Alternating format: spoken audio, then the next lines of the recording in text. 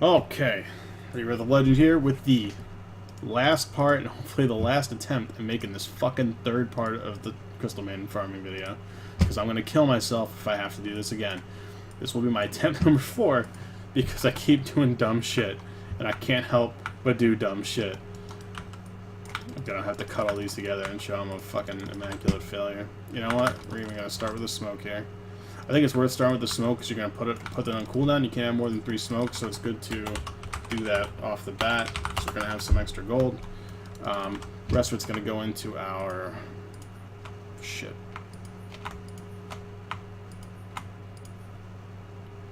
Boop. We got everything we need here. Okay, so to explain for the 4th time, because I'm fucking retarded. The big difference between 4 and 5 position and the way it would change which kind of crystal main you are is when you're a 5 position, it means that when you're 5 position jungling, it means that wow, I got the same camp 4 times in a row. What are the fucking odds? So we get 5 attacks on this. 1, 3, 4, 5. We start attacking these now.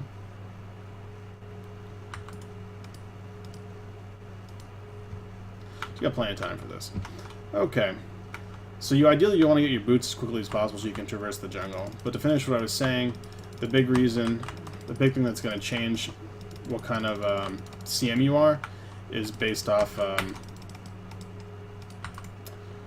what your safe lane support is. So the reason I can jungle right now is because my safe lane support would be something like a lion who needs a really quick blink dagger. So I get the lower farm priority compared to the lion. So I'd still be buying all the wards and everything, which you wouldn't be doing as a 4 position. Just a big difference there. Hypothetically, let's say if I had a jungle LC who picked after my Crystal Maiden, the big change in what you do is that, wow, brain's frying here. The big change is that I would just lane support if I had like an LC, and then I would just jungle a hard camp when I had time. Okay, so we know we got a mud golem spawn here, which is kind of shitty. That's okay. I should probably kill those right now. That'd probably be the play. It'd be a pretty good idea. The reason is because I need them to have adequate time to despawn, which I think it's either a minute or 45 seconds. They take quite a long time to respawn, or to despawn the little golems. So I don't think I'm gonna have time here. Yeah, I should have done this first. So it's only going to do 500 damage to this guy because he's got 50% resistance. So we gotta take him out. Take him to China. Start ordering this again. We gotta look up how long this lasts.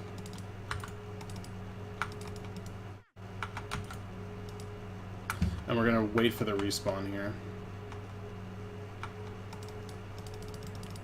Actually, we have time. We're gonna walk back to the other camp. We're gonna jungle away that way. Actually, no, we don't have time, so I stopped coming it accidentally. Yeah, so generally I'd be buying the wards here. There's one ward in stock right now. It's not a very high priority to get rid of, so we're just going to leave it for now. Yeah, so when I'm playing it as a 5 position, generally I'd be wanting to buy things like an urn. If I was a 4 position, I'd probably rush a blink dagger, which I think is how you probably want to do it. Get this going. So our goal is to get our level 4 as quickly, as possible. We're doing pretty good here. We're going to have it after we go to the next camp. So once I do this hard camp, we'll have it. So we know right now that this is a satyr spawn. So we'll be able to kill that camp as well. That one's not too bad to kill. It just takes a little longer and isn't as efficient. So right now we're going to get this one creep, and we're going to get this camp, and then we're going to go. Okay, start jungling these. So now we'll be ready for our smoke. After I do this, we're just getting to our level 4 right now. I'll just kind of vaguely talk about the other stuff you'd want to do. I'm so happy I didn't screw up the jungling this time. I feel like an idiot. So notice I'm probably about 30 seconds behind where I was in the last video. Having those boots is really helpful in terms of efficiency for me getting between running camp to camp. So right now we'd be smoking, and we'd go and wrap on mid, or we'd go to the offlane. Like I said, you can do safe lane. It's just that safe lane's just a little bit too out of the way, so you don't really want to go there. Yeah, so when you're playing as a 4 position, what you can do is you can buy, I like to buy an urn and a wand and tranquils and just kind of be a little bit of a tanky person. It's still worth getting both the windlace and the boot and the tranquils. That way you have the adequate move speed, because CM herself is pretty slow. You want to be able to traverse the map pretty quickly and run up on your ganks very quickly, because 370 is kind of a mediocre speed. It's really just middle of the road. I missed the stack time on this, but that's okay. When you get that little extra move speed, it lets you kind of run up a lane at night, cast your Q, and then get in range for your W pretty consistently. Which is something you otherwise wouldn't really be able to do, because people might be able to see you and react. So it just gives you that little bit of extra leeway in case they react, where maybe if someone sees you immediately and starts running away, you'll still be able to run them down, because you'll be so fast. Let's see what our move speed is. It's going to be probably, I think it's going to be 395 when my tranks aren't broken. So check that out, though. So yeah, it doesn't really change much, except that you're going to want to buy more interim items and not save for like a blink dagger. The exception to that would be, like, let's say if you're just having the best support game of your life. So you're 5 position, but you're getting kills left, right, and center. You have like at this point you'll have like 2 kills already racked up, because like let's say you go for that rotation, mid and you catch a support and the mid in the middle of their gank on your mid, and it goes really well and you get both kills. Yeah, maybe you'd still be able to save up and get that blink dagger. But realistically, that's not going to happen in a lot of your games, so you just need to adjust to buying different items. So yeah, I'd probably only get the urn if I was either a 4 position that's having a really terrible game, missing all my ganks. Even then, I probably still wouldn't buy it, because you want to be able to recover. Or sorry, you don't want to waste that gold, because that's going to be gold that could have been spent on your blink dagger, which will also help you recover. But I could buy it as that if you're having a really rough early game. The other alternative would be, if you're a 4 position, I think urn's really great. Urn and Wand gives you a nice 10 strength, which makes your squishy anti-heroes much more tanky. So, oh cool, we got the spawn this time. You can, when you get like a mud golem spawn, you can kill the mud golems, the little ones, if you have nothing better to do, but generally you will have something better to do. But hypothetically, if I farmed out like all of this and I'm at a mud golem camp, fuck it, just kill the mud golems. It's not that big of a deal. But yeah, okay, so that about wraps this one up. I would recommend opening with one of the smokes. That way, the more smokes you have, the better movements you'll be able to make as a Crystal Maiden.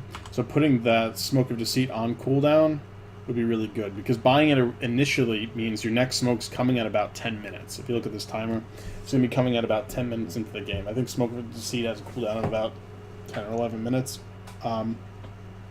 But you won't increase that cooldown. The smoke stock doesn't increase infinitely. It only increases when you have less than 3.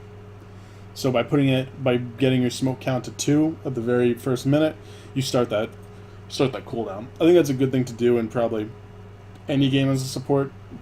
You get your smoke on cooldown immediately. That way you hopefully get one more smoke than the enemy, because smokes are huge. Alright, so that about ends this video. You notice the timings are probably about 30 seconds behind what the other CM had. Plus, besides that, you're still doing the same stuff. I wouldn't rush that first ward. The first ward's going to come in stock about a minute after the game starts. Don't buy it. It's more important that you get your boots and your windlace and your extra regen. That way you can jungle efficiently and get your gank off. You're still going to eventually buy that ward. It's just not a super rush. Plus, you're going to have to upgrade the courier at 3 minutes, which is right around when you're going to start ganking. So you're going to need that little bit of extra gold. Just obviously don't be a bad support. Don't let your observer wards get up to 4 in stock, like I did. But do as I say, not as I do. Alright, so we're going to end this video here. Maybe I'll make another one about itemization, but I doubt it. I don't think it's too relevant to playing Crystal Maiden. I feel like it's very situational. Sometimes you might want to force staff if they have like an all-melee team. Sometimes you might want to blink just so you can get those really good CM ults, and every route in between. So, we're going to end this one here. Thank you for watching, and I hope it helped you guys become competent fucking junglers.